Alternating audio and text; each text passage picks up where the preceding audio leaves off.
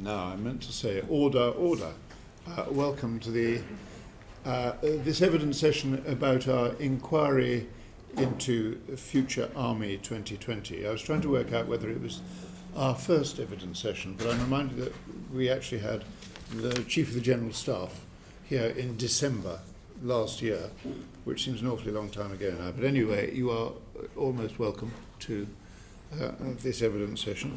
And I wonder if, General Bradshaw, would you like to introduce yourselves, to say just briefly your current positions? Well, if I start, Lieutenant General Adrian Bradshaw, I'm Commander Land Forces, and I'm based in Army Headquarters in Andover. Thank you. Major General Munro. Deputy Commander Land Forces Reserves. I'm a reservist. Thank you. Major General David Cullen. I'm the Assistant Chief of the General Staff, so work in London and Andover for General Peter Wall. Major General Kevin Abraham. I'm the Director General of Army Reform, again working the Chief of the General Staff both in London and Andover. Thank you very much indeed. Now let's begin by asking, what is the strategic rationale behind the plans for Future Army 2020? Well, I think I should hand that to ACGS, who was instrumental in the formulation of those plans. Okay, ACGS. The product of the Security and Defence Review of 2010 and the detailed discussions that followed that on bringing the defence budget into balance and shaping defence for the future contingencies as we saw the world. So the product of the Defence Review, driven by operational requirements in the world and the evolving complexity of the world situation, but also of the very strategic requirement nationally to bring or to deal with the greatest threat, which was the economic situation. To what extent were you able to start with a blank sheet of paper? Through the Defence Review itself, it wasn't a blank sheet of paper. So how were the parameters prescribed? They were prescribed through the Defence Review initially in the Green and then the White Paper that followed. So in close consultation with the Security Council, the NSC, and with government meeting the requirements as set.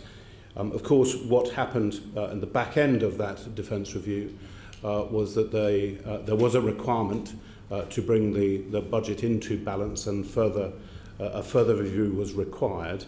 And in the Army space, that meant that we needed to take a much more transformational view of the manner in which we delivered the outputs that were required of us. So that was much more in the blank sheet of paper, white paper space, but not absolutely, because of course we were at that time engaged in operations around the world. We had forces committed in various roles around the world. So it wasn't absolutely white paper, but it was an opportunity for the Army to go away and own a proposition itself and come back with recommendations to ministers as to how we should meet the challenge. Okay. And the plans for the regulars were announced comparatively early, but the plans for the reservists were announced only recently. What was the cause of the delay? I would say there were two reasons. The first and most fundamental was that following the production of the Future Reserve 20 proposition, which was done separately, the Secretary of State agreed that there was a need for consultation and the production of a green paper to map a journey, and therefore that was inevitably going to take a certain amount of time longer than the regular components proposition, which was easier in many ways to come to. Not least because the manner of the generation of our reserves over time is complex, and therefore the detail required was very much greater to go through, all of which came together, as you well understand, with the white paper announcement on the reserves last week. Yeah, okay. Will the plans make it easier for the Army to work jointly with the other services, or less easy? And in which case, how? Yeah, perhaps I could General take Bradshaw. that one. Firstly, the divisional headquarters will have an improved plug-in point for air representation. So we expect air-land integration to work more effectively. I think in terms of working with partners as well, you'll be aware that the plan anticipates that the adaptable force will be quite heavily engaged in defence engagement overseas. So what we hope to do is build up a body of experience of working with overseas partners, which we can then play into operational contingencies if required. So both in the joint and the coalition partners, I think there are elements built into the plan which make life easier. But I would say we're also, as an army, on a path towards not only more joint activity. Actually, we're already there. Afghanistan and Iraq over the last decade has thoroughly got us into that space. But also we're on a path to more integrated activity with other government departments and ministries. And I think that's the requirement really where we need to make more ground. And clearly it's a cross-governmental activity. Would you say there would be a similar enhancement with the Royal Marines? I couldn't comment on their precise plans, but in terms of working with them, we certainly anticipate working with them very closely on defence engagement. And I've already been in communication with my opposite number in the Royal Marines on precisely that area. Okay. So I see us working closely with them. Thank you. Thomas Doherty. What were the risks and threats to the United Kingdom that informed the plans that you've drawn up? Well, again, what I'll do is pass over to ACGS, who was in on the formulation, and perhaps General Abraham may have a comment. But clearly, foremost in my mind, as we take the plan forward, is the requirement to build a contingency capability which covers off against the range of threats and scenarios that were identified in the future character of conflict work. I'm sure you're all aware of the work that was done by the Commander of Force Development and Training before the last SDSR.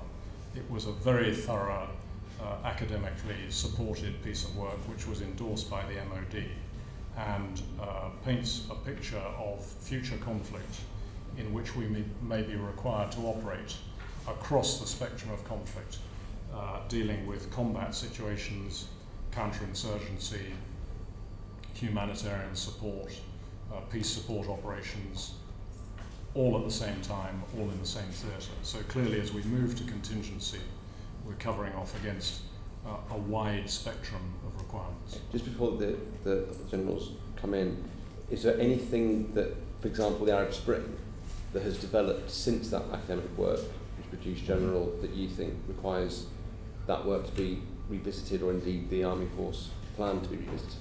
I think the instability that has come out of the Arab Spring merely reinforces that future contingencies are likely to be amongst populations. They're likely to be within populations of a different culture to ourselves, and it just reinforces the requirement not only to cover off against that spectrum of operational scenarios, but also to be ready to work within populations, in and amongst the people, and ready to work alongside other cultures.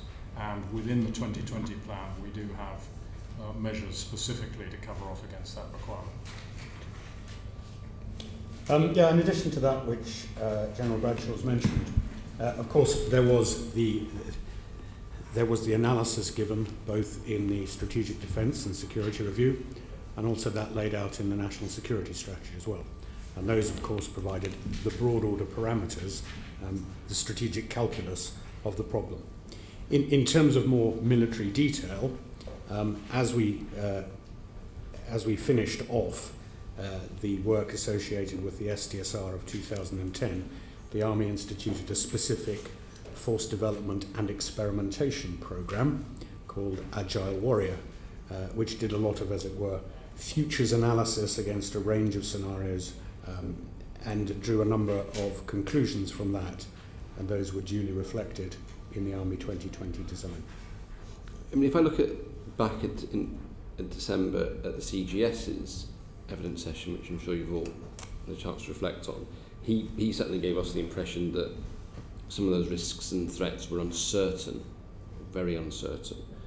So if you accept CGS's assessment, how certain can you be that Army 2020 is going to be robust enough? I think what CGS may have been reflecting on is the lack of certainty as to exactly what sort of situation we might be facing in any particular contingency, and therefore the requirement to be able to cover off against a number of requirements. And what we have built into the plan is the adaptable force, which in the time that the reaction force has responded immediately to an emerging contingency, can adapt itself to meet the specific requirements of the contingency that we're facing. So the reaction force has elements which are trained for immediate reaction against a standard training package and construct. The adaptable force can then be adapted to the specific requirement of that theatre as we learn more about it and as we morph the force to specifically tailor it to the requirements. I mean, it sounds as if you have quite a range of operational scenarios that you sort of thought through. So how were these plans and these scenarios tested in the preparation? A range of activities in which you test these things. The Ministry of Defence, for the whole of Defence, runs a strategic force development programme, and that tests and runs evaluations against a range of scenarios and situations in different parts of the world, and draws conclusions from that.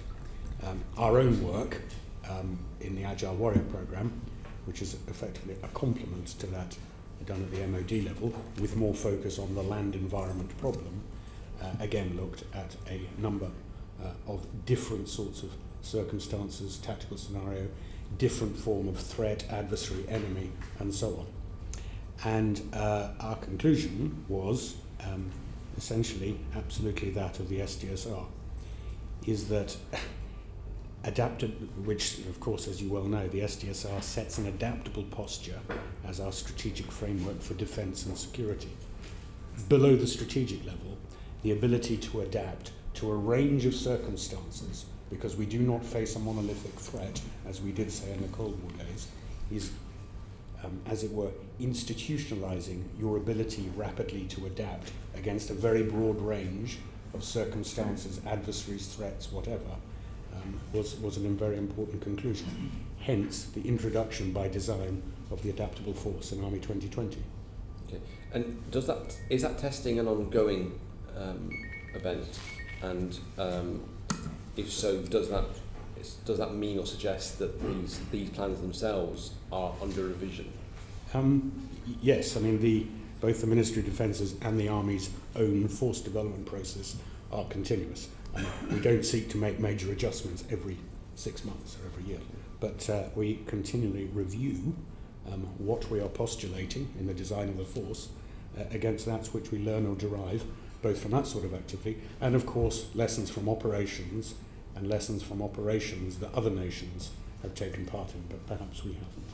And indeed, even with our own plan, and accepting that the parameters in which it was designed have not necessarily changed today, we're constantly testing and evaluating, because the design that we have made will inevitably through that process need to be fine-tuned and adjusted. And so that is a very real and live process that is ongoing. The other thing that I should say, of course, that as part of this adaptable posture and a fundamental tenet of Army 2020, and indeed the way defence is looking at the world, is the need to be out there and engaged in the world in a different way, to try to better understand what is happening and evolving, and to try to head off the circumstances that might otherwise take us to a less attractive place in terms of commitment. Okay. And I promised a club fine if I said TA, not Army Reserve. So does the 82,000 regular and 30,000 Army Reserve, does that represent the critical mass of the Army, or is that the maximum that could be afforded? The CJS, I think, answered that question at the evidence session that was suggested in a way that was, he feels that we are at critical mass for the circumstances and the tasks that have been set and proposed for us as of today. Change those circumstances, change those parameters, adjust the risks or any of those factors, then that critical mass can go up and down dependent on the requirement. So as set for today, against the range of tasks that we have been given today, his feeling is we are at about critical mass. If Scotland became independent, would that fundamentally change any of the planning assumptions that you've made about the tasks and threats that you face? We're not carrying out any contingency planning for an independent Scotland. That wasn't quite what I asked. What I asked was are the risks and threats and so on that you base, the objectives for the army, are they affected by whether or not Scotland is independent? Well, as I suggested, we haven't looked at whether those would be affected. Right. If there was a yes vote in the referendum, would that impact on the implementation of Army 2020? We'd have to look at how that would affect us. Okay, so you cross that bridge on the 19th of September. Okay. And what contingencies are in place if, for example, you cannot reach the 30,000 strength for Army Reserve? Well, we're not working on the basis that we're not going to achieve it. We have a robust plan in place. I can lay out some details of that plan if you'd like. But the working assumption is that we will recruit what is required. Clearly, if other factors intervened to make that not possible, then there is a defence review in 2015 where we would review progress against objectives and recommend any adjustments required. But as I say, we're confident that we will recruit the right numbers of people. It is, after all, I think less than half of the strength of the old TA under the Cold War. It's a very small proportion of the working population of this country. It should be an achievable target. And as I say, if you'd like me to lay out some of the measures that we're putting in place to ensure we do recruit, I'd be happy to expand on. I think there's some reserve questions later on, so that might be the... Get on to it in one way or another. And my final question was, what was the role of our allies and the institution of NATO in informing and developing this plan? I'll do that. I'll talk regular and reserve in answering that, if I may. And I'll deal with the latter first. The Independent Commission on Reserves did a very detailed evaluation of comparator nations for the reserve. So clearly we looked at what they had done, and we did, in the Army 2020 project, we did some additional work largely against the US, Canada, Australia, New Zealand, what we did was informed by that. But I think the heavy lifting in terms of that reviewing was done by the commissioners, including Mr. Brazier, on the Independent Commission. In terms of the regular component, and this isn't only an answer about the regular component, but I'll treat it as if it were, is, of course, we have been, for over a decade, committed to multinational operations. Lessons from those operations were significant inputs, constituted important design principles in the Army of 2020. We have a deep habit now of doing multinationality on arduous operations, and that consistently reflected through into the Army 2020 force design work. Because I'm a politician, I'm going to break my promise and just that's my final question. You mentioned the multinationals. All those countries you mentioned are English-speaking or English language-speaking countries. I'm surprised that we didn't do any work with the French in particular. And what plans have you to increase our language skills as part of that multinational? Right. Yeah. That's Perhaps I could. Well, why don't you have a go first, Kevin? the ones I mentioned that we specifically looked at were indeed multinational. The Independent Commission looked more broadly, including, for example, Singapore, if I remember rightly. So there were, in terms of, say, the French, well, we talk. There are French officers in the room here. Their start point as an army which ended conscription much later than we did, and has a different tradition of reserve service, means that there are limited reference points on that. In terms of language training, Gemma? Well, I was going to say, specifically in terms of getting alongside the French, I'm sure you're aware that we are working with them on a combined joint expeditionary force. We've done quite a bit of development work already based on a force with a brigade headquarters and a battalion group from, or a battle group from UK and French forces. That work is ongoing. We're looking at stepping it up a level and exercising the deployment of 2 brigades under a divisional headquarters. So we are taking forward our working arrangements with the French. On language training, you'll be aware that we've had a pretty extensive language program to support operations in Iraq and Afghanistan.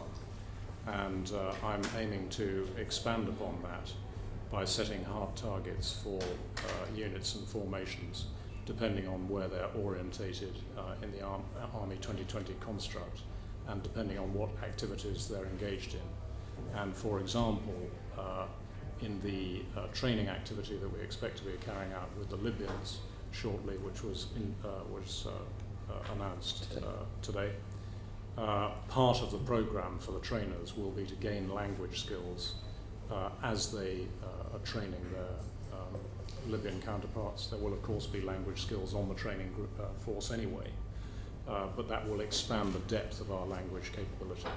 Okay, thank you. General, what research capability does the Army possess in terms of evaluating future threats? Well, within the force development and training world, we have the capability to look at how our training works, look at the outcomes of training scenarios, and then learn lessons from that to improve our tactical procedures, our organisation.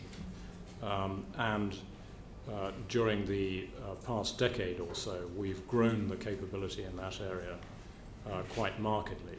And one of my priorities as we transition from a permanent combat engagement in Afghanistan is to ensure that that lessons learned process and machinery stays intact and keeps working, again focusing on training activity.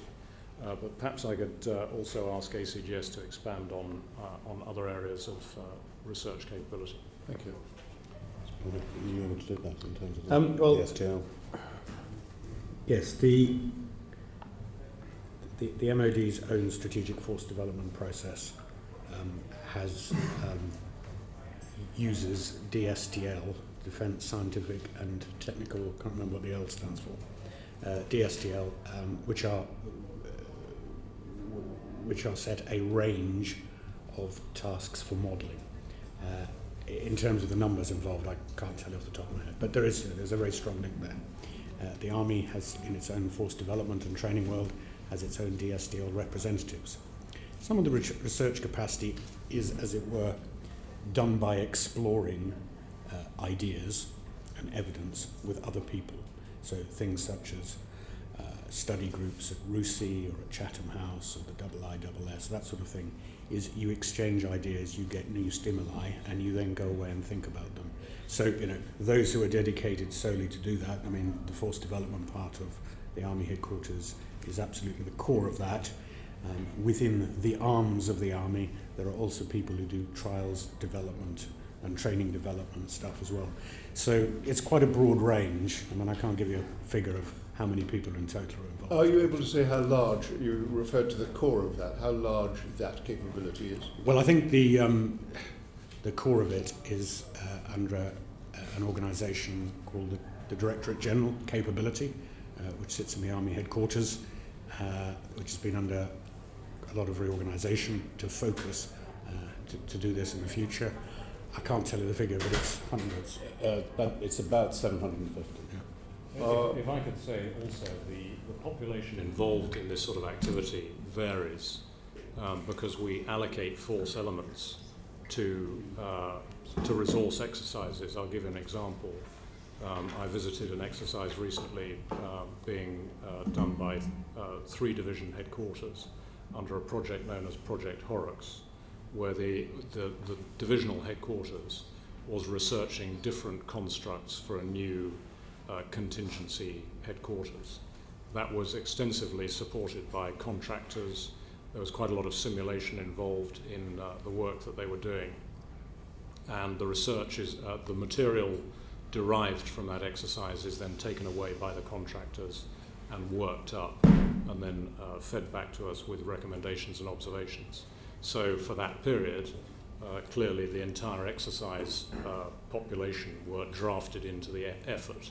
Similarly, we will be, when we carry out big formation exercises, we will almost always have some element of experimentation or research attached to that activity. So we try and make best use of ongoing standard training activity to push the envelope and to research new options. And do you do this multinationally? We have multinational representation on a lot of these activities, certainly at the higher level, I would say most of them. Are you able to benchmark the research capability that you have against that possessed by other countries?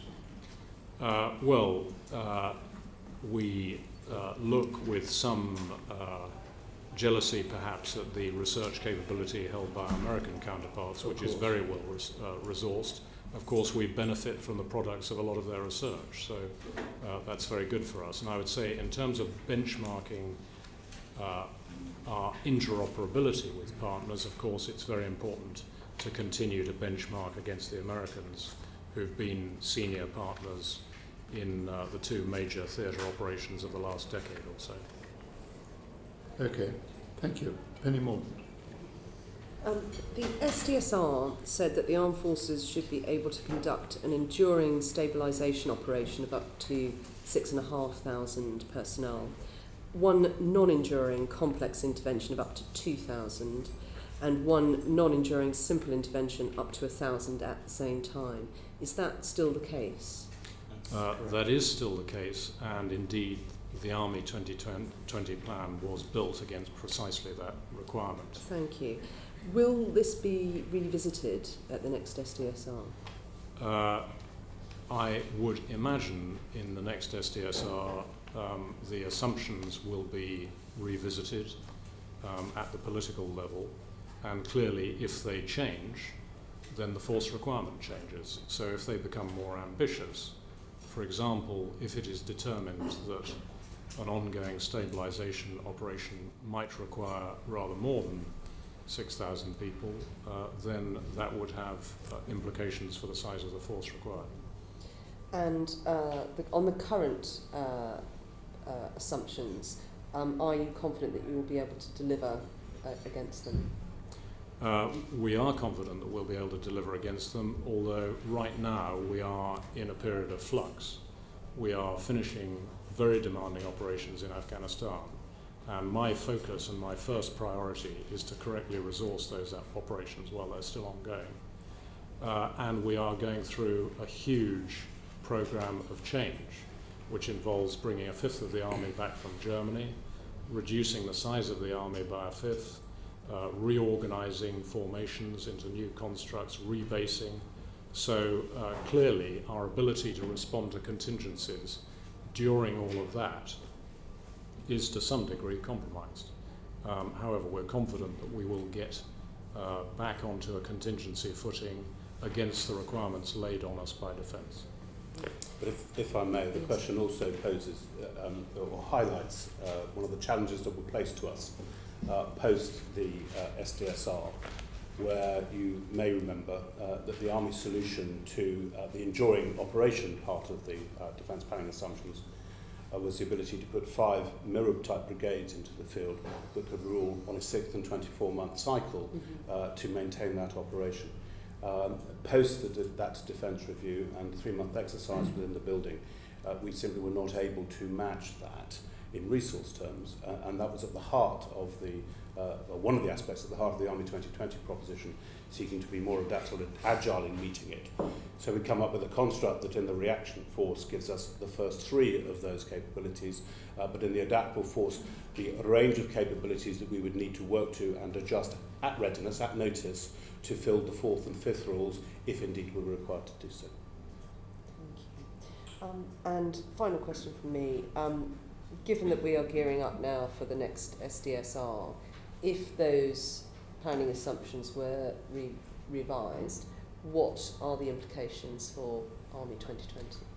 Well, as I say, if the planning assumptions are revised upwards, then the Army 2020 plan would not meet those new assumptions, and we would require an expansion of capability to meet those new assumptions.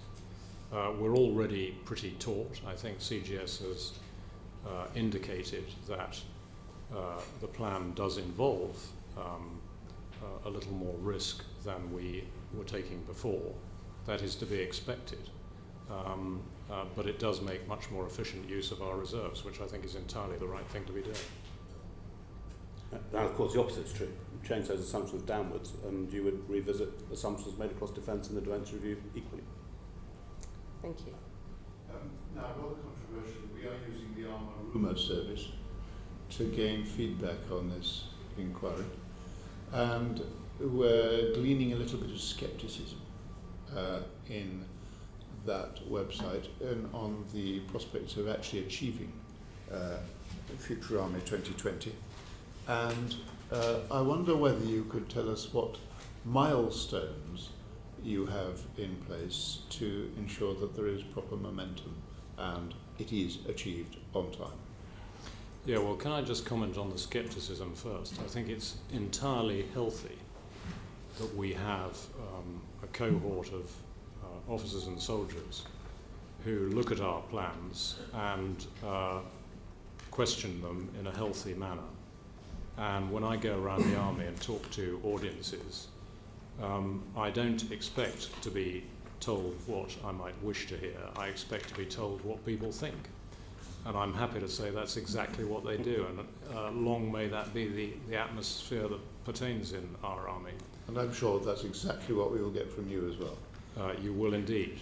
And I think it is hardly surprising, given the changes we're going through, and in particular given the cuts to the regular part of the army, it is hardly surprising that one would encounter some scepticism from regular soldiers and officers.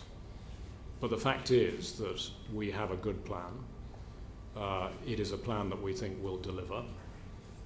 We have a clear logic behind it, and we are getting out around the chain of command and telling people how it's going to work and persuading them that it will. And I have to report to you that those audiences who are now more familiar with the pairing arrangements for reserves and regular units, which you'll be familiar with, are now getting in behind the plan in precisely the way that I expected. The thing about the British Army is that we get huge energy from the bottom up. That's where many of the bright ideas are generated. You have a meeting of the big plan with lots of initiatives from the bottom up, and particularly at the commanding officer and subunit commander level now, people are getting in behind the pairing arrangement, exercising their imagination. And as I say to people, in 2 years' time we will be surprised at the direction we find ourselves going in, because there will be ideas that nobody's thought of now which will emerge from the bottom up and energize this whole process, plus a lot of other things that we are already delivering from the top down. So I'm very confident that the scepticism will over time be replaced with enthusiasm to get behind the plan and make it work. I see the evidence of it happening already. But long may we have a questioning audience. And milestones? The milestones, in terms of the 2020 plan, there are a whole series of milestones which are being actively monitored, in particular by ACGS. I'll get him to talk in a moment. But We have the move of elements back from Germany, which are on a rolling timeline. It's happening already. We have the standing up of new brigade headquarters under new titles, the fusion of some headquarters, moving to new locations. We have the 2 divisional headquarters stepping up in their new role with new responsibilities. We have a whole series of waypoints along the route, and we're monitoring those very actively. But perhaps if I hand over to ACGS. So thank you. I mean, it's self-evident that as the Assistant Chief I have direct responsibility to CGS for delivering this fundamental change, but I'm also the Senior Responsible Owner to the Permanent Under-Secretary for the Army 2020 programme.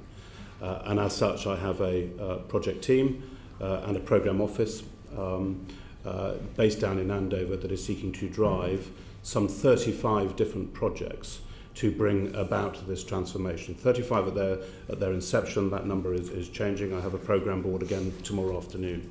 The first half of those are very much in the structural adjustment and training space. The second half are much more in the transformational space, in bringing about change in culture, changing in our engagement with society, in particular in the means by which we attract and sustain an improved proposition for the reserve component of this integrated army into the future. And with that comes a very complex schematic of change across a number of lines of activity, which we'd very happily furnish you with so that you can see. Core activity in terms of structural change will be brought about in the course of the next 18 months. The transformational change, you will well understand, is going to take a number of years. Because we are about growing capability in a new way. This isn't just about 82,000 and 30,000. It's about true integration. It's about true capability. This is important to the equipment line of development, to the infrastructure line of development, as it is to simply the recruiting of a certain number of people. I think if you were able to provide that very complicated schematic, it would give us reassurance. Thank you. Yeah, not at all. Penny Mordaunt.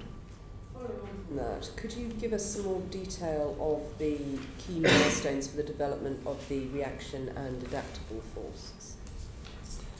Do you have anything specific in mind? I suppose taking those projects you've mentioned, presumably a large chunk of them are dealing with those 2 individual forces. So any detail you can provide the committee after this meeting would be helpful, but just if you could just talk us through. Give you some headlines now. Yeah. Okay. In terms of the restructuring of the regular component, is our anticipation to achieve that by 2016. For the reserve component structures by 2018. The move and relocation of the units from Germany, brigade headquarters, divisional headquarters coming back from Germany, will occur from now to be complete by 2019. The initial operating capability of the reaction force and the adaptable force divisional headquarters is milestoned at January 2015, with the formation initial operating capability established between March of 14 and July of 15. Elements of it will move more quickly. Inevitably, it's the move out of Germany that constrains, in particular, the final disposition of the adaptable force. I think it's worth pointing out that the transition to the 2020 plan also involves rolling out a new training and commitment cycle, a 3-yearly cycle. And key milestones will be achieved as each of the new formations comes through that cycle, gets through their training year, and is available for either commitment or standing tasks. So there will be a series of waypoints along the way which are fairly clearly mapped out, and we can furnish you with the details of when those waypoints occur. Thank you. General, you just answered the first bit. By 2016, we will be down to 82,000 regulars as such. That's a 2-year gap, actually, assuming the Reserve Army wasn't up to strength until 2018. So there's a bit of, I understand that, the Secretary of State's already outlined there will be a bit of fits and starts, so I accept that. I'm not going to ask that question. Can I ask whether you think there's been a bit too much emphasis on going for targets for reserves, and has that had an impact on the regular army insofar as regular army saying, you know, we are really the boys. And actually, you're concentrating all your efforts on the reserves. Don't forget us. Yeah, okay. Well, firstly, I'd like to point out there is at times a little too much attention on the numbers without relating that to the development of capabilities. And as we grow the reserves, of course, numbers are vitally important, but it goes with capability. So the equipping needs to be right, the training needs to be correct, all of that needs to be properly resourced. And I am as focused on those issues as I am on raw numbers. But coming to the main point of your question, I don't think that our attention on transforming the reserves, integrating the reserves with the regular army, is distracting us from the normal requirements of overseeing the regular cohort. You know, all of that work continues. There are adjustments, small adjustments in manpower against staffing priorities, as you'd expect. We have reinforced certain areas in the recruiting and training domain to service the requirements of growing the reserve. But I don't think that materially diverts attention from the regular army. So I don't get feedback that the regular army are feeling left out. What I do get, though, is feedback from the reserves that they appreciate the attention they're getting. And we had a big meeting of a couple of hundred, mainly commanding officer level, over the weekend at Sandhurst to launch the Reserves Initiative. We got very positive feedback there from the reserve commanding officers that they appreciate the direction we're going in. And incidentally, as one looked around the room, most of the reserve commanding officers seem to be sitting next to their regular counterparts, already living the spirit of the pairing arrangement and talking between themselves on how they cooperate and make integration not just a buzzword but a reality. Do you think it's... Thank you for that answer. It's the last part that I was particularly interested in. Do you think Army 2020 will be... will it make it more attractive for young officers, young soldiers? Are they attracted to the idea? Well, I think the prospects that we face in the post-Afghanistan world are just as exciting as they are now. They present... oh Lord, are they? We've got to pay for that. They present potentially, I think, very interesting, demanding and relevant employment. And the area that I see expanding somewhat to provide some of that is the whole defence engagement area, where we have the prospect now of a more orderly orchestration of our activity out in regions around the world, particularly those where instability is particularly rife, where we can draw together what is already quite a large programme of defence engagement activity into a more coherent structure against defence and national policy. And being a part of that, I think, for junior commanders will be very satisfying stuff. My final question is, how many people do you think you will need to recruit a year? Let's just take soldiers, forget officers, soldiers a year for 2020 in rough terms. Well, I don't have the precise recruiting figures myself, but ACGS may be able to help on targets there. In the, if I give you a feel for this year, for soldiers this year, we still need to recruit or get in through the door over 10,000 regular and over 6,000 reserves to meet the targets as we veer and haul with inflow and outflow that you've... That seems quite a lot, actually. Even though for an army of coming down to 82,000, so you really need to sort of recruit something like 12, 13% of the strength of the Army each year? That's absolutely correct. This is a vibrant and changing organisation, and the opportunity of restructuring and reconditioning is that you're able to maintain the youth aspect of that in a vibrant structure that's going forward. And I think that's a message that's lost at the moment out there. And it is one of the challenges that we face in our recruiting, in persuading the population, the young men and women of this country, that there is that opportunity still there. They have a sense of something quite different because of the messaging of decline and reduction. Yeah. I think actually it's worth reinforcing that point. As we go through a programme of redundancy, there is a perception in some places that with a reducing army that we might not be recruiting. Nothing could be further from the truth. We need to keep new, fresh blood coming in at the lower level if the structure of the army is to remain healthy over the coming years. So it's vitally important that even as we make people redundant, we bring people in at the bottom end. Now, getting people to understand that is quite difficult. Clearly, we're advertising actively, but anything that members of your committee can do to spread the word on that would be much appreciated. It's a comment, not a question. I think the committee totally understands that, but it probably, we feel, I speak perhaps unbidden, but we probably feel that it's something the Army will have to concentrate quite hard on to make sure that this message gets out into the public. Of course, we will do our very best in our constituencies and elsewhere, but it's something that may well be something we've got to change, an attitude. Thank you, Chairman. Chairman, can I just go back to Mr. Stewart's penultimate question? Is the Army 2020 construct exciting to soldiers and officers? And I can certainly tell you from a reserve perspective, they're hugely energised by Army 2020 and all of that it has to offer. And of course, in my travels around the country, visiting reserve units and indeed recruits, they too are energised by the new integrated army.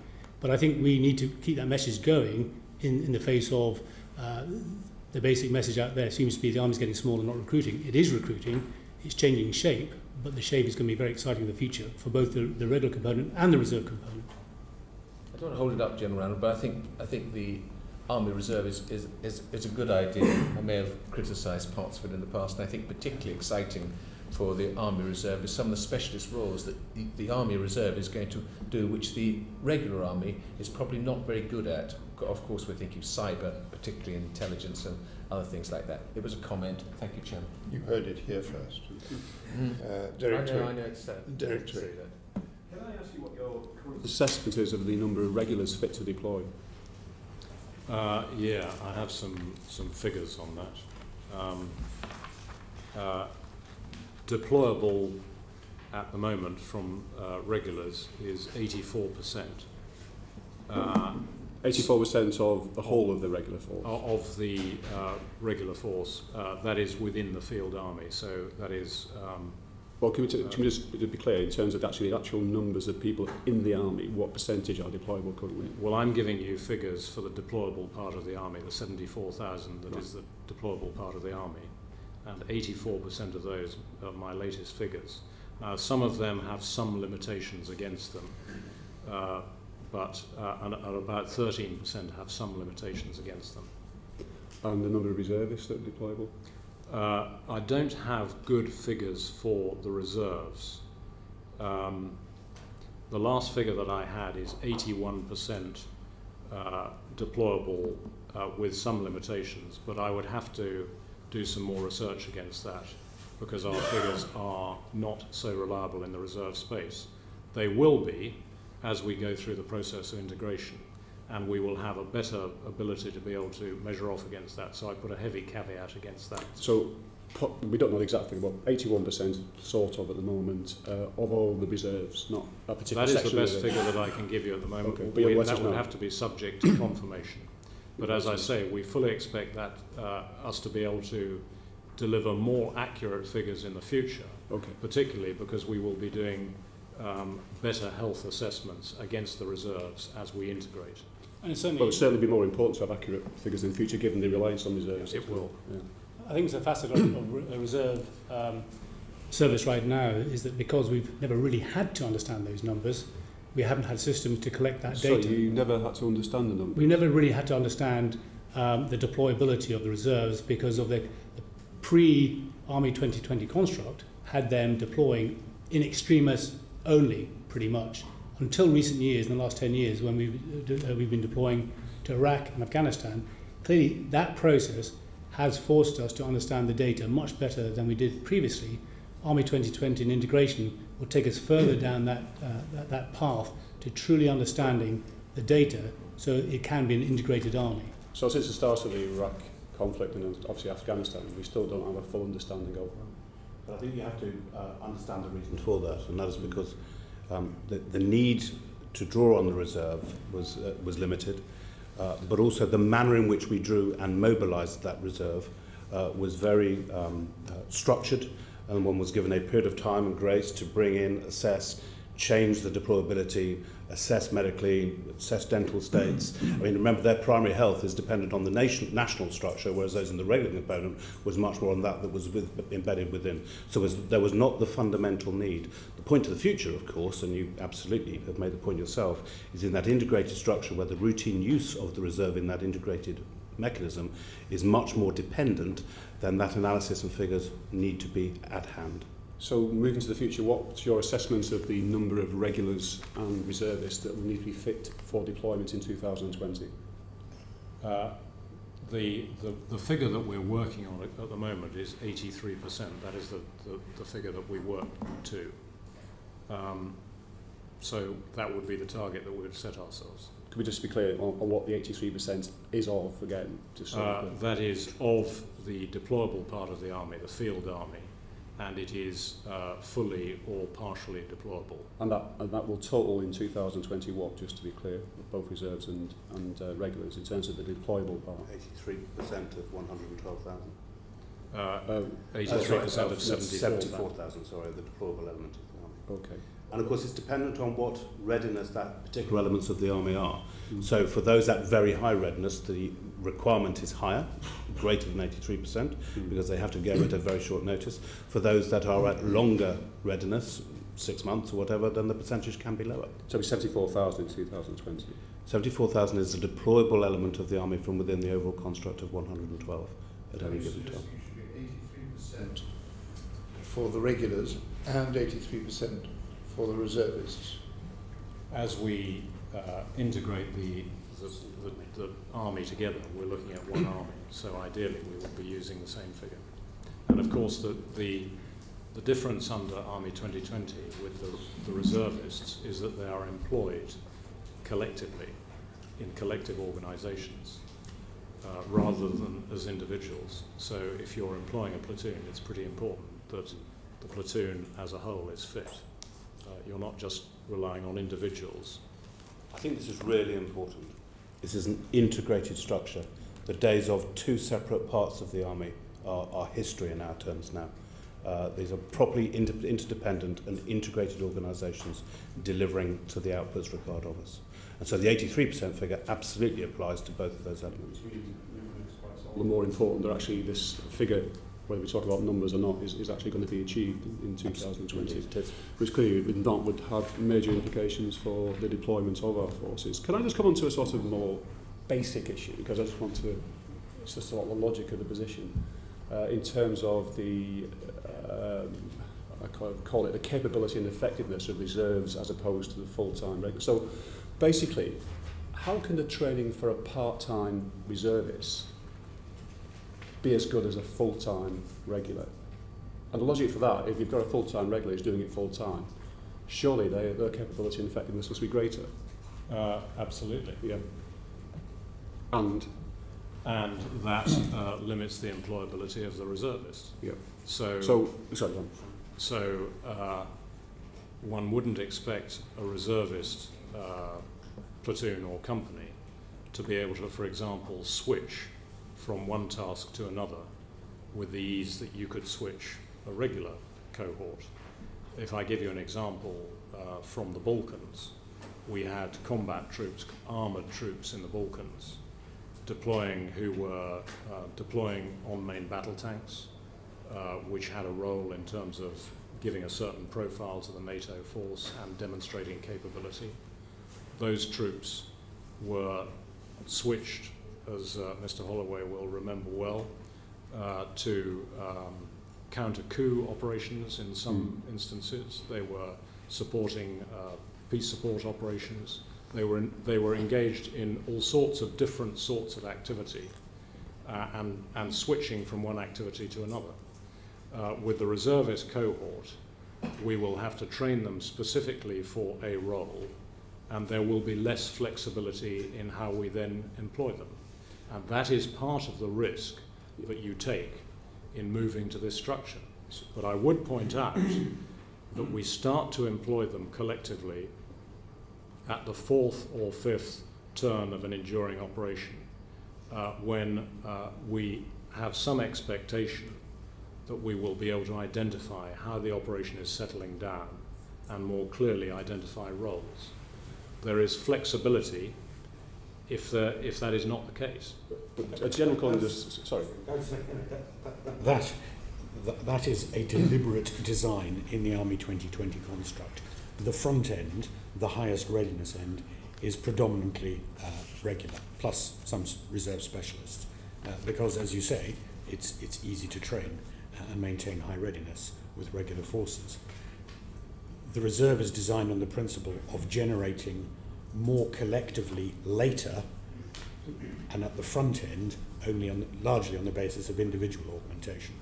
The training bill to be an individual augmentee is less than it is to provide a company or a regiment, and thus in the design the reserve collective bit comes later, as General Bradshaw says, largely at rules 3 and 4 of the enduring stabilisation. What of course you do have is an additional opportunity after mobilisation but before deployment to tailor the training and specific top-up skills for the reservist, as you do for the regular, in a period of mission-specific training, so that they are trained to be fit for that particular role that they will fill on the operation. Yeah.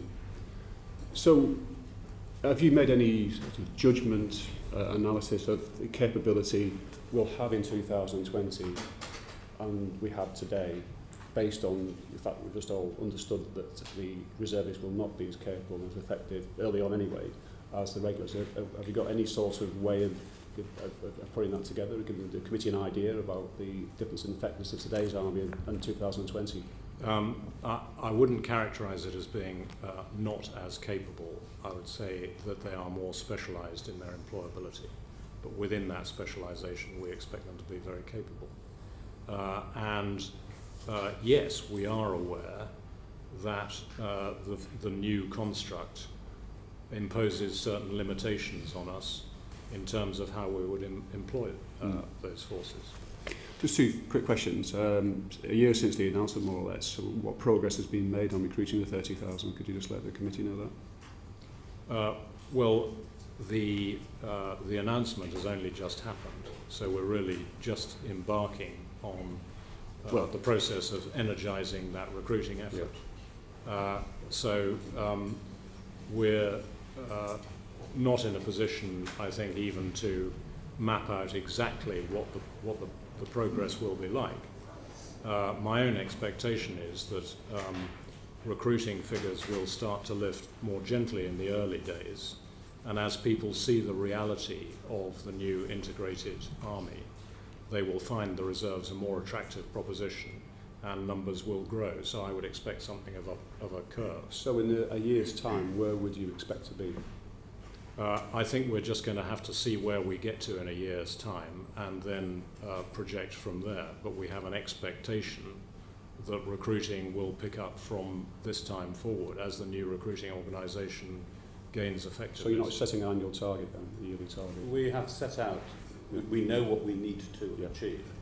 So by way of example, this year 6,000 reserves through the door. Next year that rises to something like 11,000 through the door, which is a significant challenge.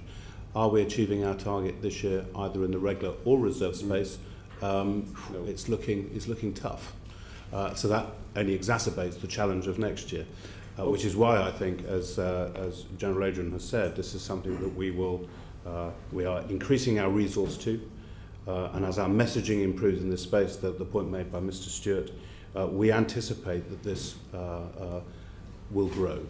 I think the important point, I'm sorry to come back straight away to you, I think the important point to register is that until we've got this properly launched on the back of the announcement where everybody understands how they're going to be employed, where they're going to be based, what their role's going to be, who they're going to be paired with, which has just been announced.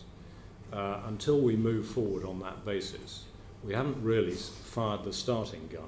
So measuring progress from today is really not relevant to where we're going.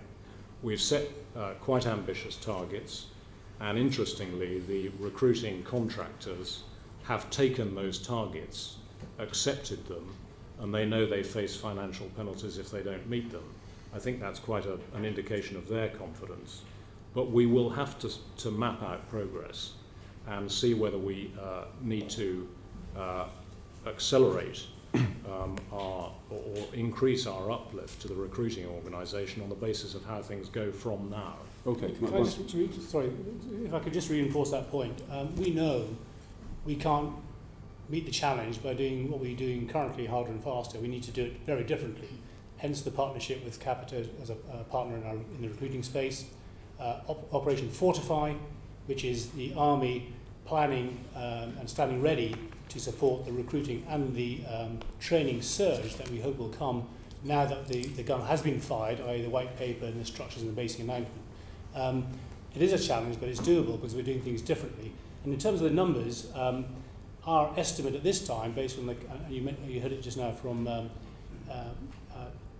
the General Cullen, that the targets this year are looking pretty keen, but we think and we anticipate to better what we had done previously in the old system, although we might still fall short of the 6,000, but we're going to do better than we did last year in the older system. If I may, sir, I'll just come back to a comment about standards. I think it's really, really important to get this point across. Of course, generally speaking, a reservist will not meet the standards of a regular in steady state. I say generally speaking because clearly there will be individuals, cohorts and units who might be, based on their operational experience, actually just as good as a regular unit. But based on operational experience, they may not have any for many years. Correct, but generally speaking, in steady state, they would not have the same standards, not least because they're balancing, obviously, employers and families and so forth. But the key is that during steady state, they get the equipment, the training, and this is a lot of work we're doing right now to modularise the training so that it's sufficient with a top-up at readiness to cross the line of departure, i.e. on operations, whether it's in the UK, in Cyprus, or kinetic, someone like Afghanistan, at the same standard as a regular, so that whoever he or she is on the line of departure can look left and right and know that they are all at the same standard, trained to the same standard. Okay, my very final question is, what evidence have you that closing TA centres barracks is going to help you recruit more reservists, and what you've already admitted is a very difficult situation anyway? One of the recommendations of the Independent Commission of Reserves was that we needed to look at rationalisation of the TA estate, sensitive to local matters. It laid out, and it was right to do this, that we needed to improve the efficiency of force generation of reserves, and that rationalisation of the estate need to be factored around that. So,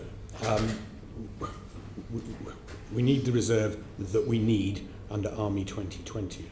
We have to make some change to do that, and we need to have a basing system that allows them to train collectively and at appropriate readiness to be force generated.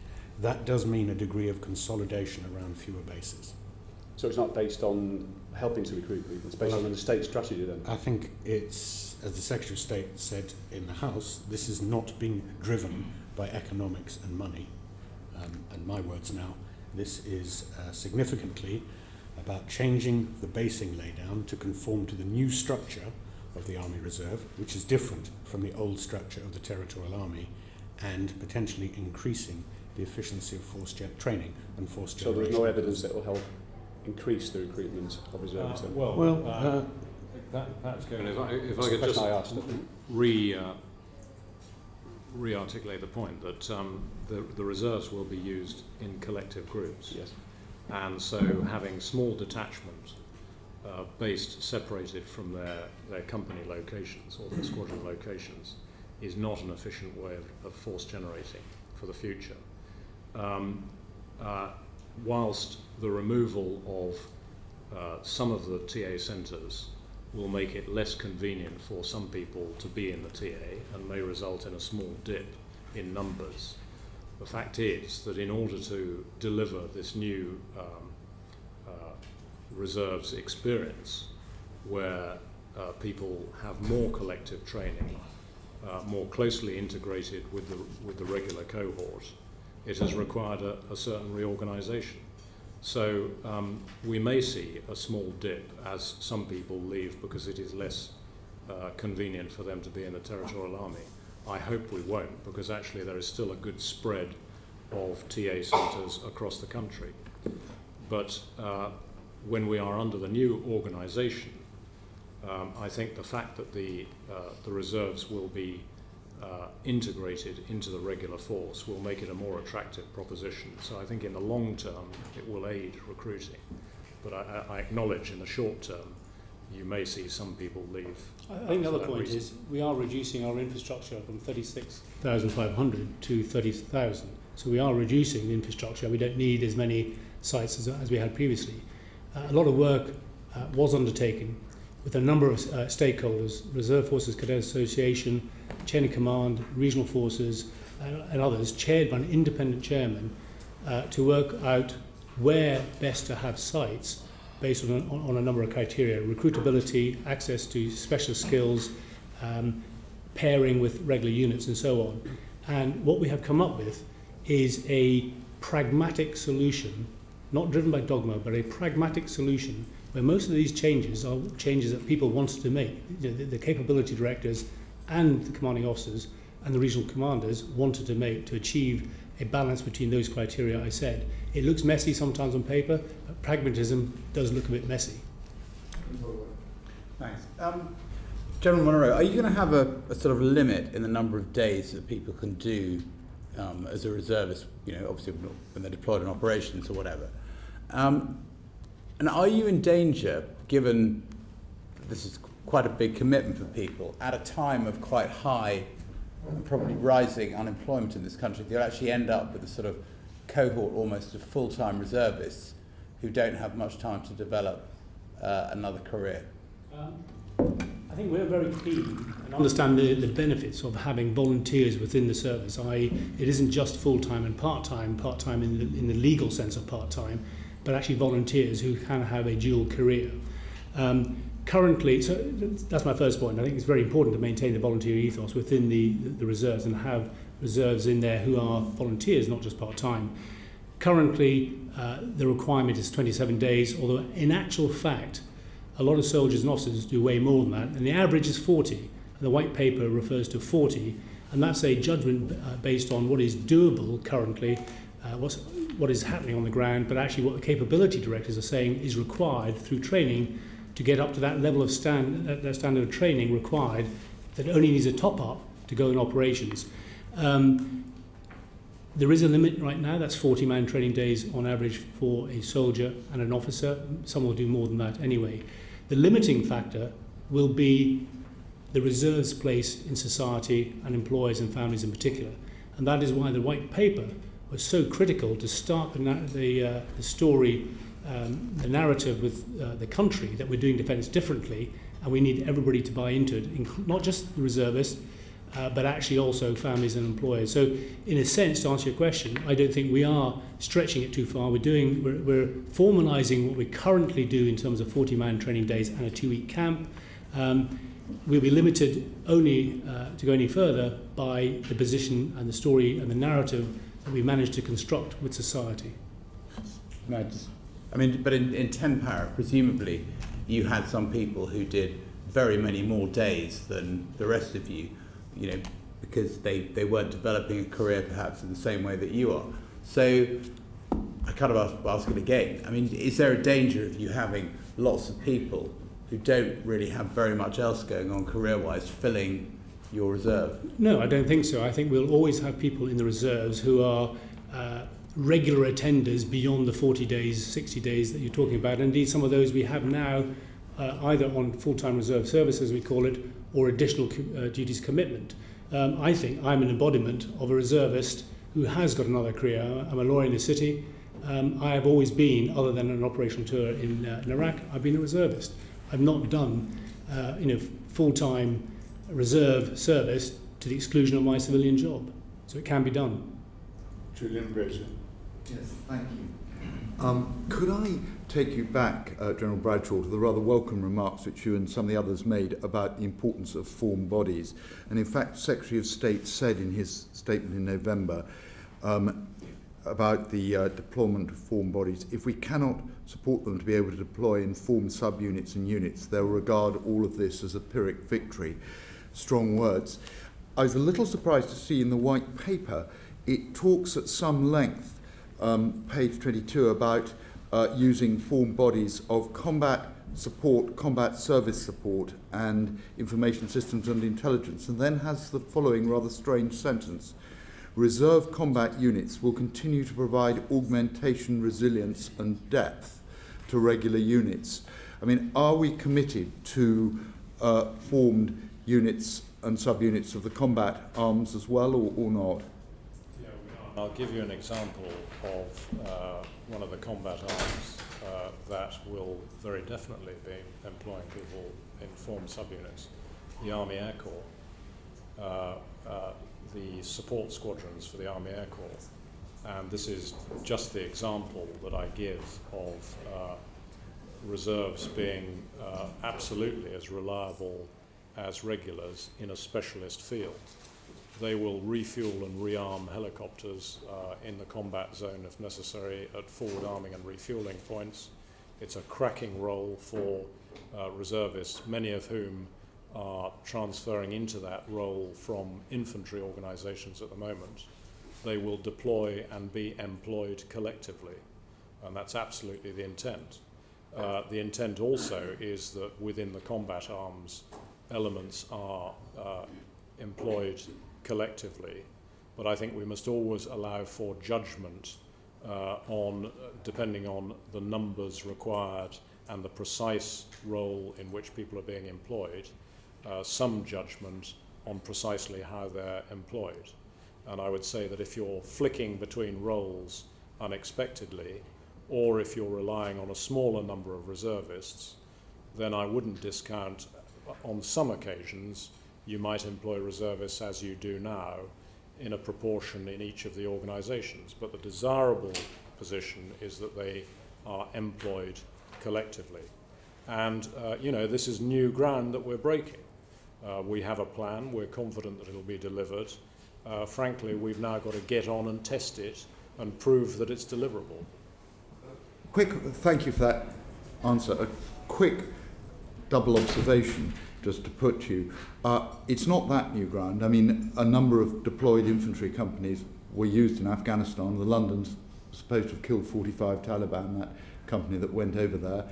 And I mean, to take one example, for what it's worth, I did a quick ring round after reading the white paper, and I got rather positive responses from the yeomanry. Yes, our cavalry counterparts do get this. Sadly, I didn't get equally positive responses from some of my infantry contacts. Are you satisfied that the regular infantry are up to play with their TA infantry pairs?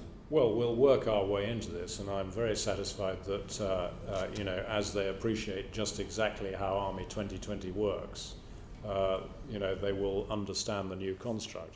When I say new ground, I mean not that we haven't done it before in isolated instance, but it'll be the standard way of operating, which is new ground.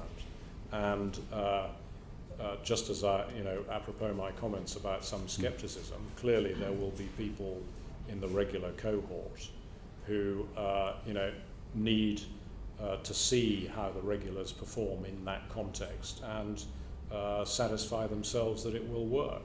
And I would expect them to be, to a degree, sceptical until they see that. But we'll soon see, because we'll be into a training cycle where people will be training alongside each other, operating collectively. So it'll soon be demonstrated one way or the other. Thank you. Do you want to add something? Yeah, certainly. I mean, that view is not echoed. It doesn't corroborate the feedback I'm getting when I go and visit both the regular units and reserve units. Far from it, exactly the opposite. Good. They are feeling now that we are definitely moving from a having to do this to wanting to do this, because there are clearly benefits on both sides to adopt a new way of going about business. So that does not accord with the feedback I'm getting. Well, I'm very pleased to hear it. The reaction, clearly, as you say, there's going to be a culture shift needed, and I've already heard some very positive reactions to Sandhurst.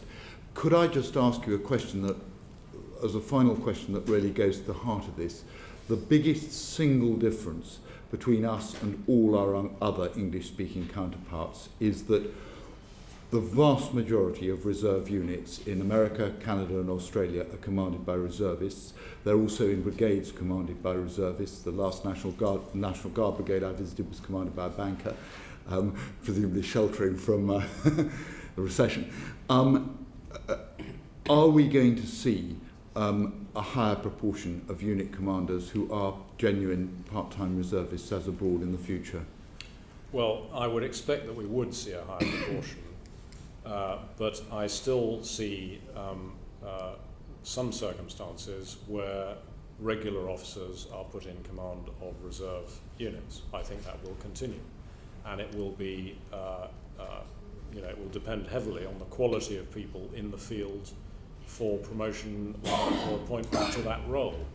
And I think it's only right for the reservists employed in that organisation that they have the right quality of person. So I think where the right quality exists from within the reserve field, we would prefer to recruit a reservist into the position. But where there is a clear difference in quality, then, as I say, we have to do the right thing. And of course, there can be benefit in a flow of experience from the regular into the reserves because of the spread of experience that a regular officer will have by dint of the fact that he's spent 20 years getting to that point full time. So I think we can't be completely dogmatic about this, but I would expect to see an uplift, and I do recognise that it is incredibly important for reserve officers to see a career progression ahead of them. Thank you.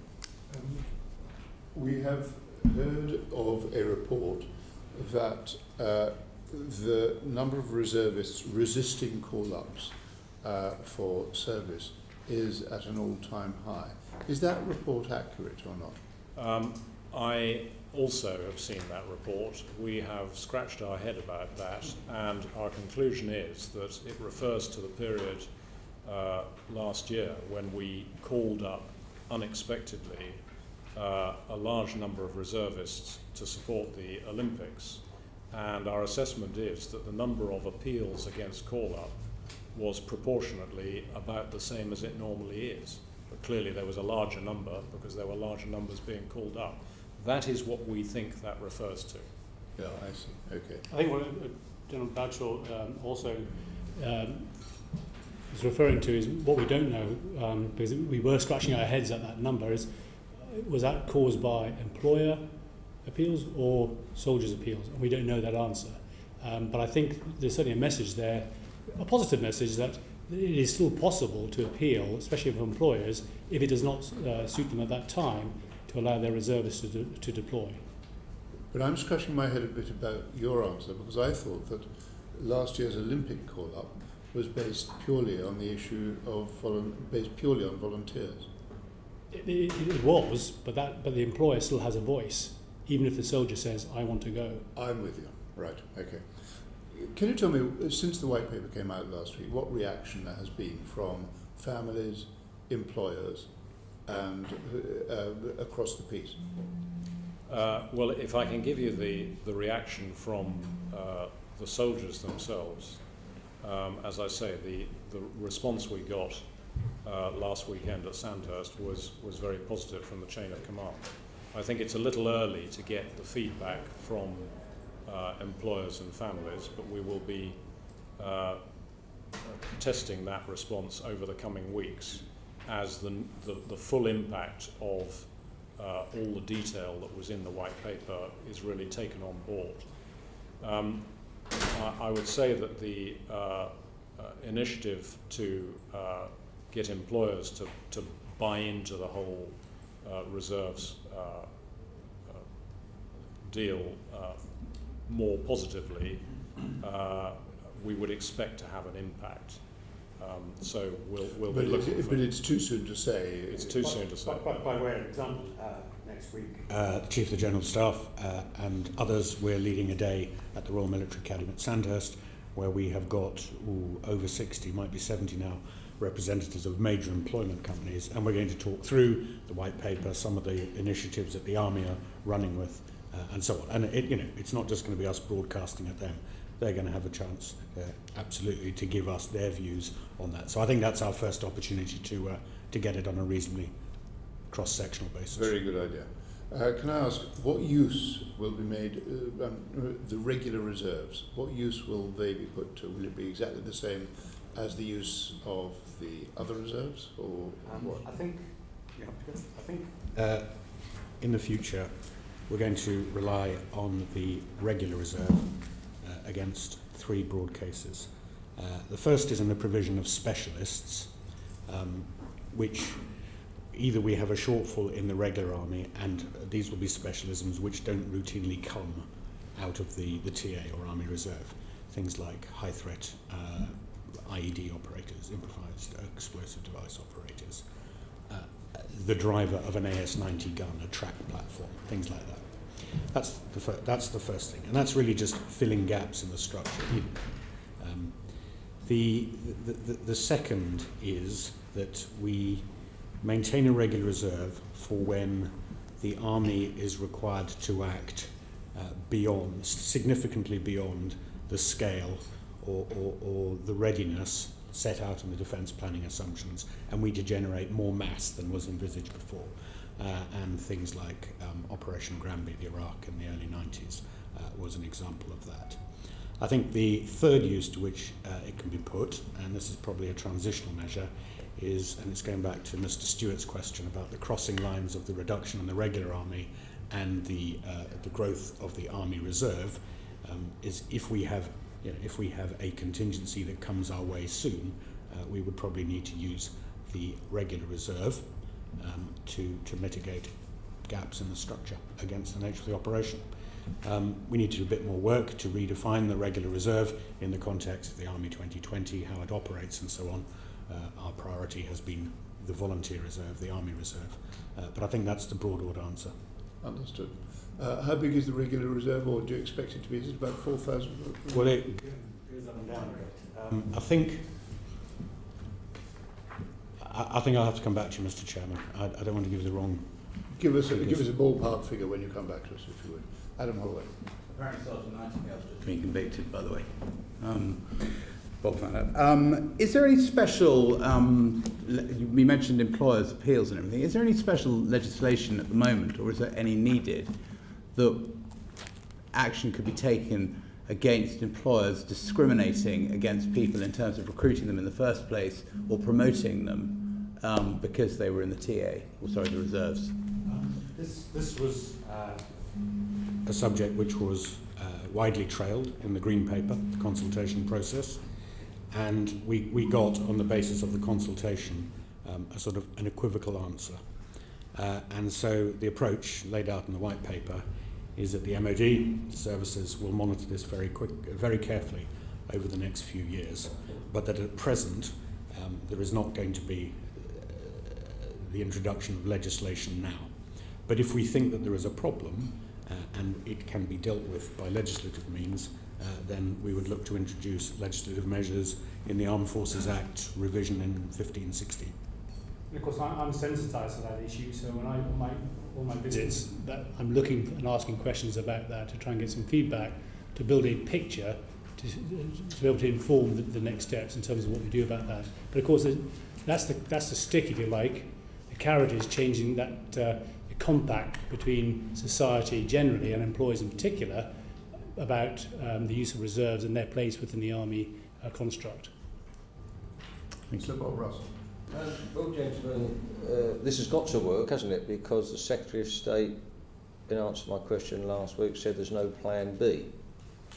So I wish you well.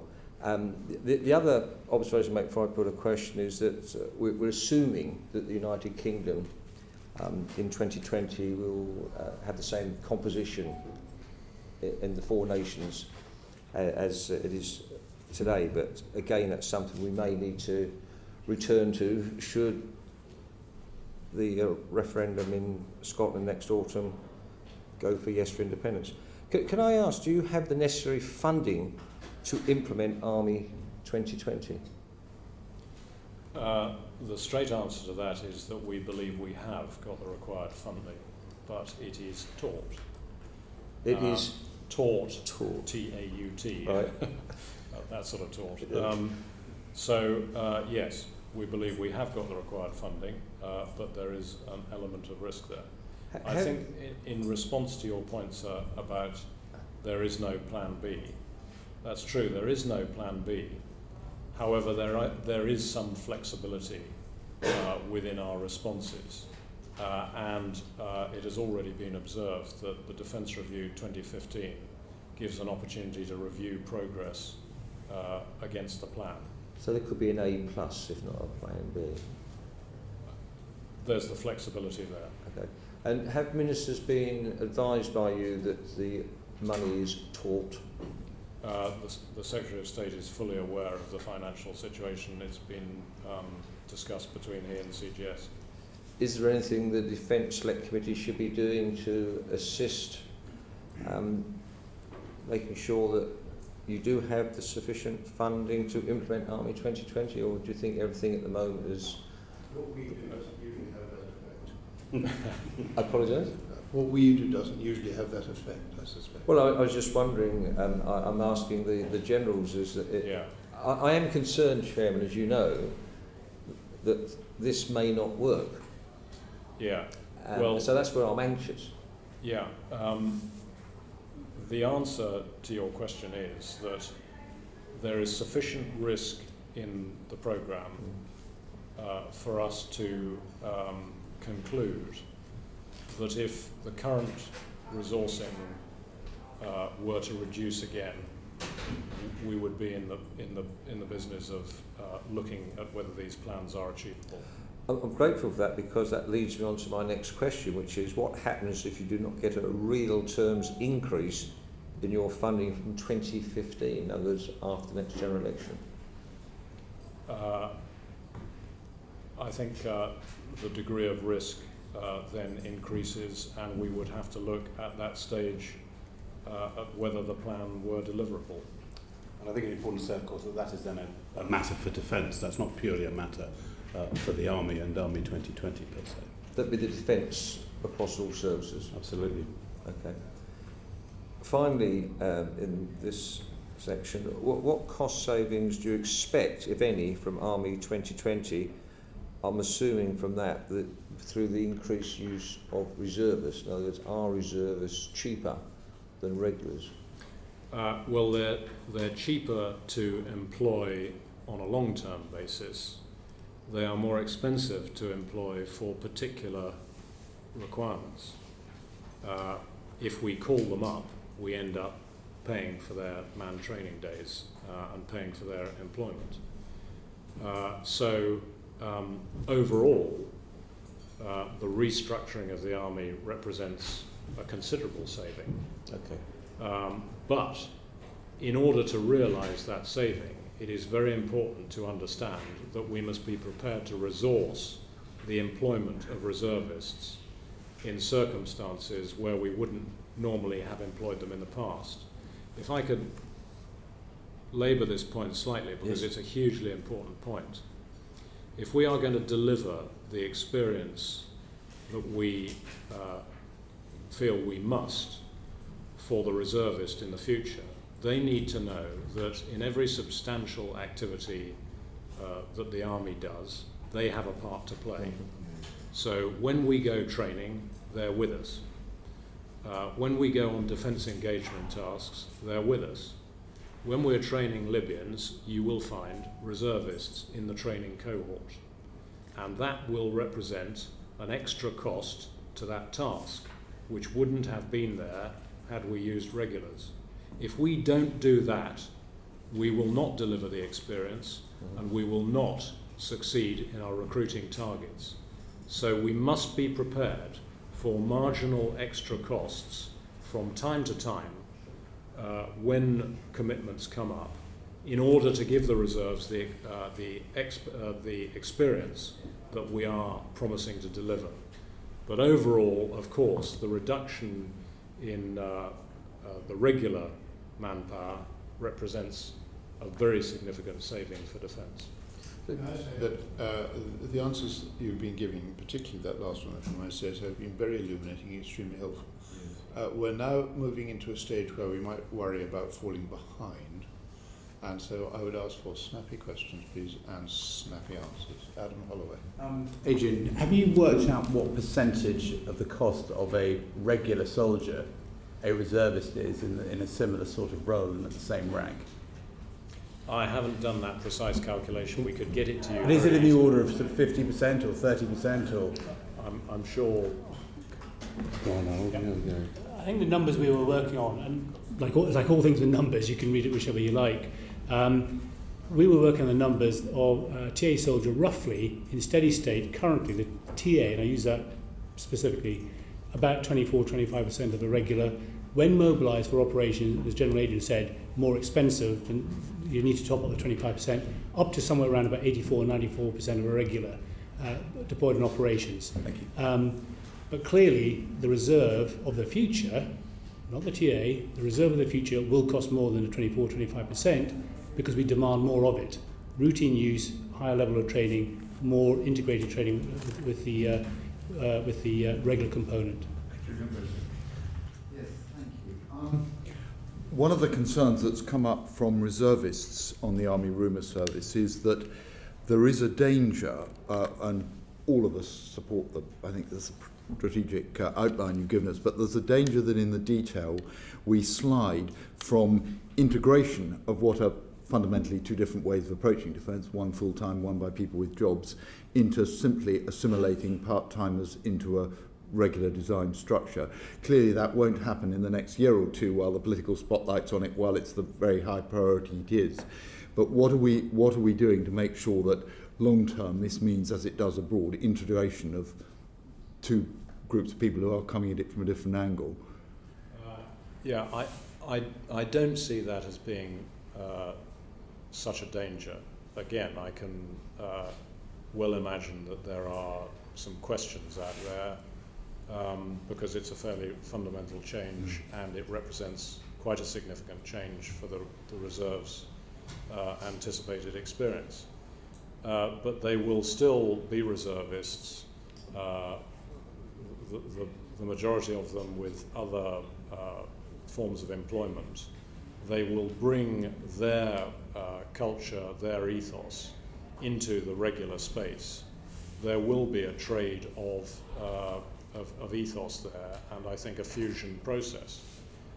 So I'm fully expecting the arrival of reservists into the regular units to make a difference and to affect change to the overall ethos of that integrated organisation. I think it could hardly fail to be the case. Quite how it works out remains to be seen. But I think if we look at the ways people are anticipating leveraging the pairing, it's not just a one-way flow, it's a two-way flow, and people are already looking at it that way. We give you a bit of help with administration to sort out some of your backlog. You give us a bit of help on adventure training instructors because you've got some, great people in your organisation. You come and train with us on this exercise. We'll send a few people to train with you on that exercise. I think it will genuinely be a two-way flow. Thank you. Gisela Stewart. In a sense, you've started to answer that question in your response to Sir Bob Russell, but I just want to explore a little bit further how you will adapt, on the one hand, the current training structures, which were very much geared towards operations like Afghanistan, and a future more flexible structure. How will you change that in terms of marrying the reservists and the permanent forces together? What changes will you have? Well, the training organisation at the moment, as you suggest, is very much orientated as its strong priority towards generating forces ready for operations in Afghanistan, and so it should be. But as we transition from combat operations in Afghanistan, we will be looking to contingency, and I've already indicated that has us looking more widely at a wider spectrum of tasking. We will also see a renewed emphasis on combined arms combat manoeuvre, which I think is very important as the sort of foundation for all that we do. And we will see reserves being integrated in that training in collective organisations, as implied by the commitment cycle that we're moving to. So in the future, you could see regular organisations going on overseas training exercises to Kenya with a reserve company integrated within a battalion. That's quite different from their current experience. And within that context, how do you think the change from the current average of 35 days requirement to 40 days, how that will help you? Can you say a little bit about that? Well, clearly, in order to get away on some of the longer exercises, reservists may have to be prepared to give a little more of their time. We're looking to be flexible on this, and for example, for longer exercises, we're looking at windows where the reserves can come and do their piece for a shorter time within the context of a longer exercise and then leave. We have to be more flexible in their employment. Thank you. Can I just come back to that, Chair? Gentleman, right. Just very quick, I know you're looking for snappy answers. I think what we recognise is that we have to do things differently, and that's both the training establishment, how we do our training, how we modularise the training, but that change too has to come from the reserves. As General Adrian said, they will be required to train perhaps at different times, not just the weekends, but sometimes during the week, where they can. And these are the changes, so we're not integrating, the regular army assimilating reserves. It's both parts coming to the middle and doing it differently to how we do it now. And that's the work that is ongoing as we speak. The rebasing plan is quite complicated, obviously, and it's quite risky. That's clear, not risky strategically, but quite a difficult task to achieve. Who's actually in overall charge of it, and how are you in full coordination with, for example, units coming back and going to a new location with the local authorities for schools and medical, for instance? Yeah, well, as the coordinator of Army business, I'll get ACGS to answer this. The lead within the Army is General Nick Pope, the Master General of the Ordnance, who will move to become DG Capability, and this will continue to be one of his portfolios come September. Of course, it's a defence infrastructure organisation that actually will help us deliver this. And as we now move from a detailed and complex plan, as you allude to, into its execution, there is no doubt that a number of the challenges are very much coming to the fore. But they are actively engaged with the local communities. Everything from the build down in Lark Hill, the significant build of moving the armoured infantry brigades back into that area, but also the growth in some of our other conurbations, where, as you quite rightly point out, this is much more. Like building schools, for example. Absolutely, as part of that overall plan, and costed within the attribution of the 1.9 billion to achieve. Okay, thank you, Jim. To do a supplementary to Bob Stewart's question on the schools, the new buildings, is the Ministry of Defence funding that capital work? The discussion on that is ongoing between ourselves, the Defence Infrastructure Organisation and the Department of Education as to the manner in which that will be funded. And there will inevitably be adjustments in the two spaces. Thank you.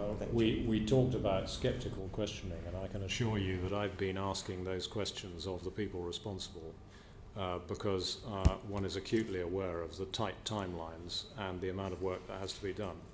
I have received pretty good assurance that the plan is deliverable and that people do expect schools, medical facilities and such like to be in place in time. Thank you, Chairman. Gisela Stewart. And rebasing from there, can you give us an update as to what extent you actually, within your timescale, within budget, and also just a little bit of background as to the thinking behind why we were withdrawn? Yeah, well, the rationale behind it, I think, was mainly financial, that over the longer term it represented a pretty substantial saving to defence by bringing our forces back to the UK. I think there was also resonance with the new employment model, which looked to an army which is in the future going to be home-based, more integrated into the community, with people rather more living in their own houses, educating their children in local schools, that sort of model. So it all fits that. But as I say, the main rationale was financial. And of course, in order to realise those savings, we're having to spend 1.9 billion on infrastructure in order to allow for this move back. In doing so, we will be giving up some excellent training facilities, some really superb accommodation, and some great brigade garrison locations where we have very cohesive brigades that are well supported and generously supported by the local population around. That's going to be very sad, but of course what we come back to is 3 combat brigades of the reaction force around their main training area on Salisbury Plain, a very cohesive arrangement in terms of command and control, much easier to administer than having a large part of the army in Germany. So there will be very definite benefits. I think it will stretch training real estate in the UK, and for that reason we are currently in the middle of studying the availability and the suitability of some training areas within Germany that we might continue to use on a visiting basis, and the results of our work will be available in the autumn, I think, on that. So by this autumn you will know whether, because there's some facilities over in Germany which you really can't replicate here, you may still be using them over there? Well, we've got other options, of course. We've got training estate available in Canada, in Kenya, in a number of different countries. But there is some very good training estate in Germany, and it would be good to be able to keep a leg on the ground. I think also it's very important, as we make the break from Germany, that we solidify our links with the German armed forces. And I'm very keen, for example, to make our arrangements on exchange of doctrine more solid, so that we don't lose the links that have been very easy for us, frankly, while we've been based there. In terms of the budgeting, because you mentioned the 1.9, is it 1.9 billion? It's a lot of money. Currently, in terms of keeping within the timescale of the withdrawal, are you within budget, or are you facing any unforeseen extra costs? As far as I understand, we are on budget and on time. Yeah, it is within the overall budget of the Defence Infrastructure Organisation, which does the costing and the provision of money for the rebasing programme, so that it now does defence estate for each of the 3 services. If you're talking of having some access to training areas in Germany, would that include leaving behind elements of our equipment that would be used there? Well, we've still got to work through this, but it is not inconceivable that we might leave a small training fleet and a small number of permanent staff. But if that were the case, it would be very small numbers, and we are really at a very early stage in determining whether that might be the case. And would the small number of permanent staff include, say, the British Forces Liaison Organisation? Because as I understand it, at just the moment when we're breaking some of these links, we're also breaking up that organisation. Is that right? I can't give you the detail because, as I say, we're at a very early stage in our planning on this particular front. Are you able? Is anybody able to say anything about the British Forces liaison organisation? I can barely say it myself. I think it will inevitably be adjusted because the requirement will be very different into the future. So at the very least it will downscale, but I cannot give you the detail, but most certainly can do following up on this meeting if that's helpful. Could you do that, please? Yes, Thomas Doherty. When you refer to the Department of Education, I'm assuming you also meant to refer to the 3 devolved administrations about the engagement that you're having. Yes, of course. And I can say how that's going. I'm not able to say how it's going because I simply don't know. Those discussions are ongoing. Right. Okay. I'm afraid. That's fair enough. What do you think are the main challenges and risks that you face in trying to implement Army 2020?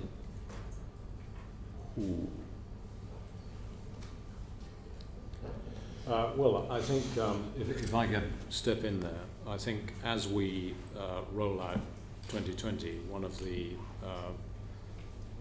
of the areas that we do need to watch very carefully is how we respond to contingencies that might occur within the next 2 or 3 years as that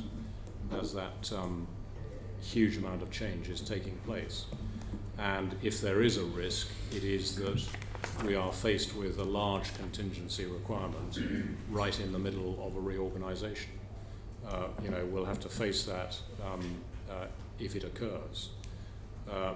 But I think we are confident that if we can get through the next couple of years and get onto the new training cycles with all the right pieces in the right place, then we are well set then to meet future requirements. If I may, the sheer scale of the challenge of this change programme, alongside everything else, as General Adrian has just said, but the 3 specific risks, I would say, are, and we've been on one of them, the execution of the basing plan, because that's what it is at the moment, a plan. And just so that we are clear, I'm not sure whether the money allocated to that is 1.6 or 1.9 billion, so we'd need to be absolutely clear for you, which we will do so. So therein lies the first significant risk, the execution to time of a very, very complex basing plan. Absolutely the proposition which is at the heart of Army 2020, which is of this integrated structure. We are entirely positive, but we're not naive. It's a major challenge, and we have to prove the principle as we go. And the third area is in our equipment programme, where we are bringing urgent operational requirements back into core as we speak, that do not meet the full range of capability, but most certainly meet the capabilities as we perceive them today at the scale that is required of us by defence today, but ensuring that we properly secure the 4.7 billion that is assured to us but not guaranteed to us in the equipment programme to bring some of our core provision to life would be the third most significant risk. And they're not in priority order, but they're the 3 big ones. Can I put to you another risk that you haven't mentioned, which is that when the SDSR came out in 2010, I think the Prime Minister was clear that it required a real terms increase in defence spending as from 2015 onwards. And yet in 2014 we will be withdrawing our combat troops from Afghanistan, and it may well be that the armed forces fall out of the visibility of the British public, and therefore perhaps out of the same sympathy and support that they currently enjoy. Do you regard that as a risk to this process? Well, we've already discussed the financial risk that we face, and I've indicated that any reduction in resourcing of this plan would require a relook. So I think we acknowledge the point that you make, that there is risk there. So Bob Russell, this may be the last question. Gentlemen, you have obviously some very demanding targets and challenges, the 2015 Strategic Defence and Security Review, Army 2020. Do your thoughts ever wander off as to say what happens after 2020? Well, the answer is we always need to be thinking ahead, and there are people who are engaged in blue skies thinking as to where the whole business of combat goes in future decades. But I think that there are so many unknowns there, we need to go forward on the basis of being able to morph flexibly into new approaches. And I think that the construct we have, particularly with the adaptable force, which we can tailor to the precise requirements, is the right way to go forward. I was talking with the Chief of the General Staff on this only a couple of days ago, and there is a danger that one becomes so consumed by this all-consuming change programme and its demands that you lower your sights from an horizon that's forever ever moving, and there is a determination on his part to ensure that that does not happen.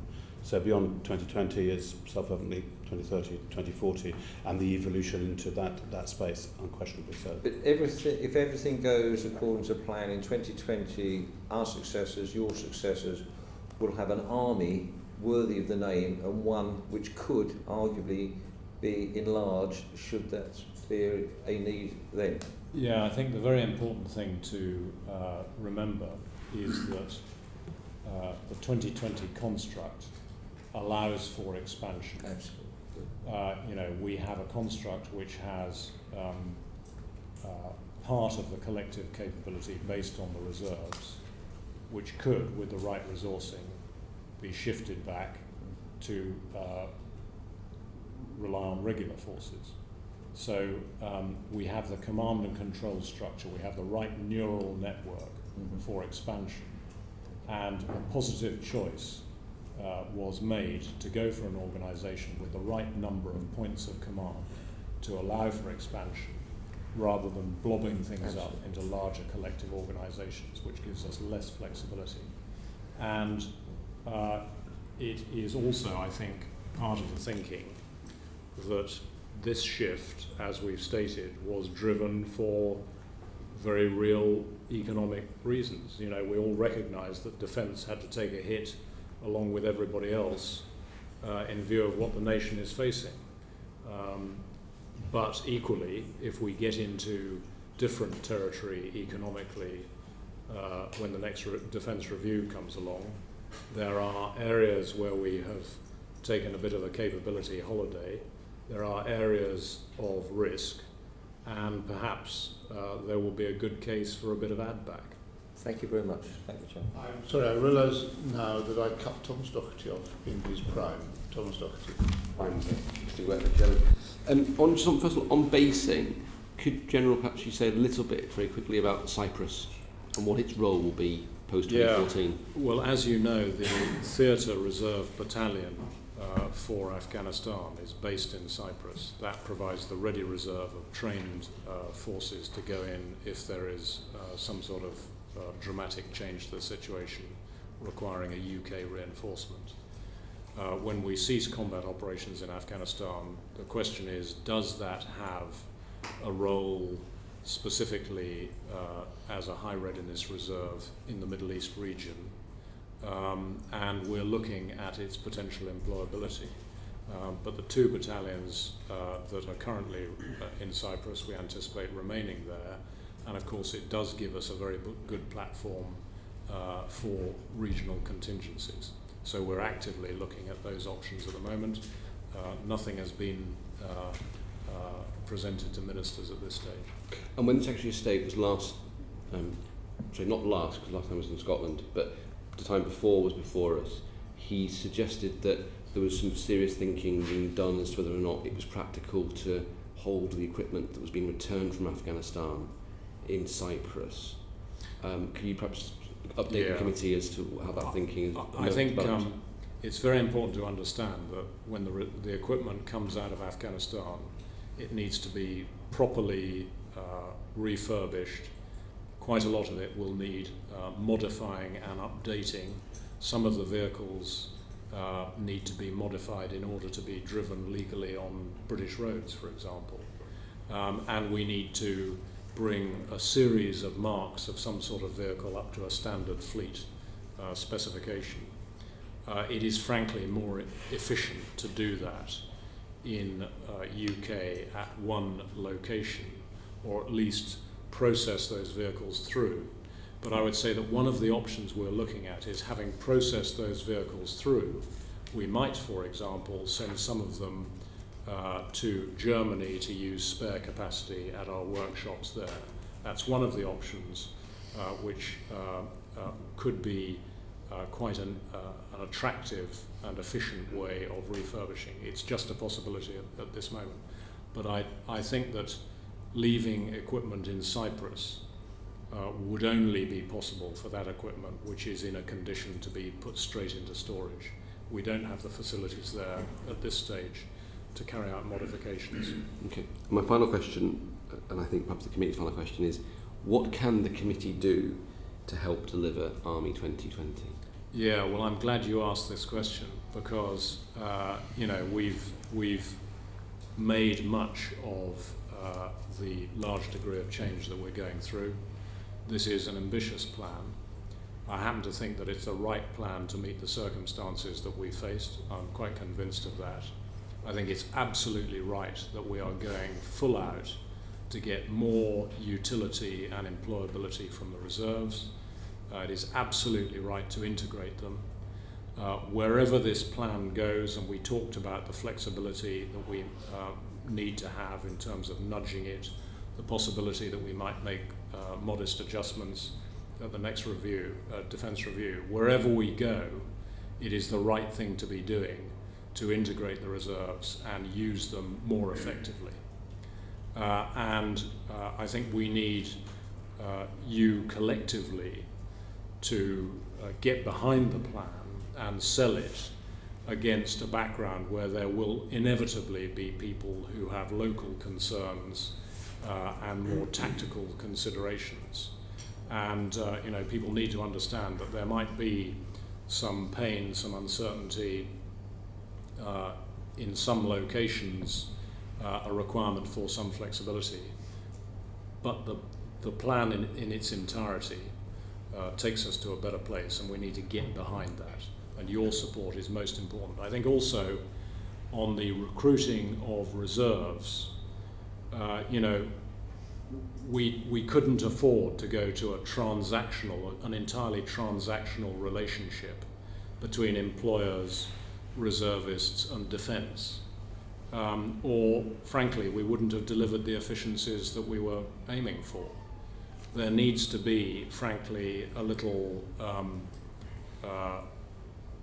of the sort of national spirit in this, the loyalty to nation, and a little bit of public spiritedness from employers to get behind the plan, and any encouragement would be gratefully received. We've seen very good take-up, very good support by employers, but as I say, any help that you can give would be gratefully received. An excellent point to end on. And we will do what we possibly can. And to the extent that people listen to politicians, we will try and help. Thank you very much. Thank you very much indeed, gentlemen, all of you, for an extremely useful and interesting session, which will help us in our report. Order. But the committee, I would like to stay behind, please, because still got a bit of business to do.